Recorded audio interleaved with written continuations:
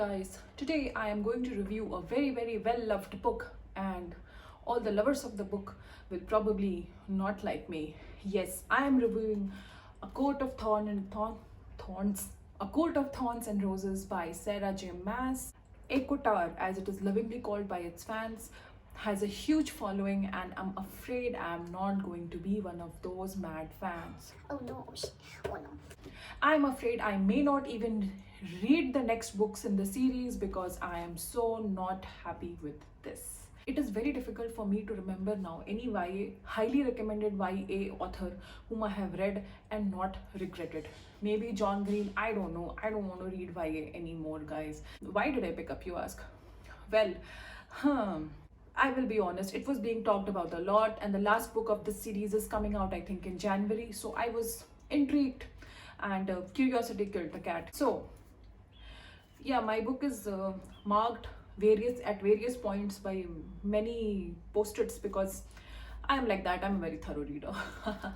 Nothing like that. I generally like to mark the books out because I forget what was where, and then I really can't hate something if I'm not read it fully, isn't it? That logic was flawless. For the uninitiated, Ekotar, A Coat of Thorns and Roses is a retelling of The Beauty and the Beast. Without giving much of the spoilers, most of you have already read the book. If not, I don't want to spoil it for you. Do read it. Even if I did not like it, you might like it. You never know. Okay, enough of ranting. So, this book is about Feyre. I don't know how to pronounce that. I'll just say F. This book is about a girl called F. She's a huntress. She fends for her family. Due to certain unavoidable circumstances, she ends up in the captivity of a fae. Weird people with magical powers and stuff. So things go wrong from day one, and the story continues basically on what happens and all that. How vague was I? Can I be more vague? So anyway, I can just read the blurb at the back.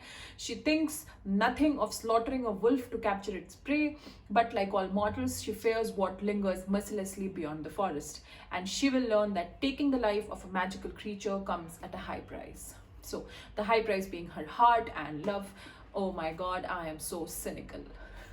Anyway, guys, so don't get me wrong, I love myself a good love story, and especially if it's fantasy, especially if there are strong leads, and I dig that. I dig that. But this one was not for me. First of all, nothing of consequence happens for very long. I mean, there are few attacks here and there, but it's almost like they just go on and on about random things for the first like 200 pages or something, and then suddenly after 200 or 250 pages there is this big reveal which is finished within like half a page.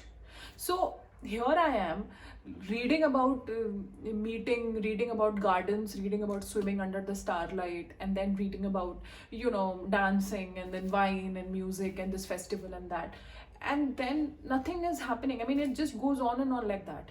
And then when the main part comes, when she finally there's this circumstance in which Feyre finally realizes that she has to go back and probably be in a war or fight someone, for the love of her life.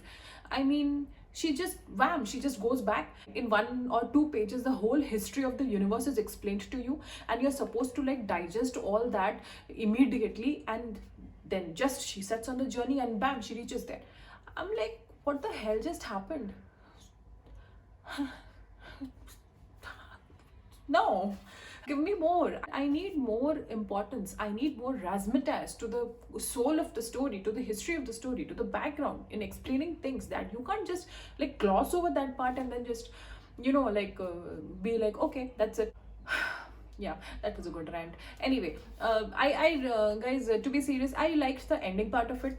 Yeah, the end part of it, the last few chapters of the whole tasks and all, there is some big task and all. She's been set on by the evil queen. I will rant a bit more about that evil queen. We have been given no background whatsoever of the source of her powers. She's just this all consuming powerful person, and she's just controlling left, right and center everybody, and everybody is like bowing to her. I'm like, what?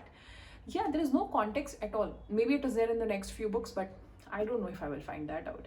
What I appreciate about the writer is that she has written the action sequences really nicely. I mean, I really enjoyed reading that. I felt it, and credit to her where credit is due. And that part of it, I agree. And in the whole book, the beast Tamlin, who's supposed to be the protagonist, I hated him because because maybe because in my head I imagined him to be like this Byronic hero, and he's contemplative and moody, but no, it did not turn out like that at all. And honestly, I was so irritated with this female protagonist that I just couldn't warm up to her, guys. No, I tried, but I couldn't. And lastly, there's this character called Recent who I've heard is very famous, and yeah, he's intriguing.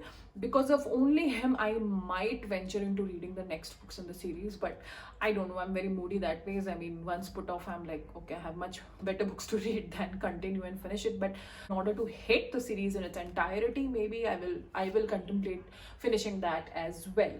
So, well, I will not recommend this book, but that is my personal choice. Generally, I have found that choice in books is like very, very personal. I mean, I may not have liked it, you will like it. So I will never say don't read it. Maybe read it, but keep your expectations grounded. So that was my book review, not recommendation, for this week. A Coat of Thorns and Roses. And if I do finish the series, I will of course come back with another rant. But until then, bye. Before you go, don't forget to subscribe to my YouTube channel.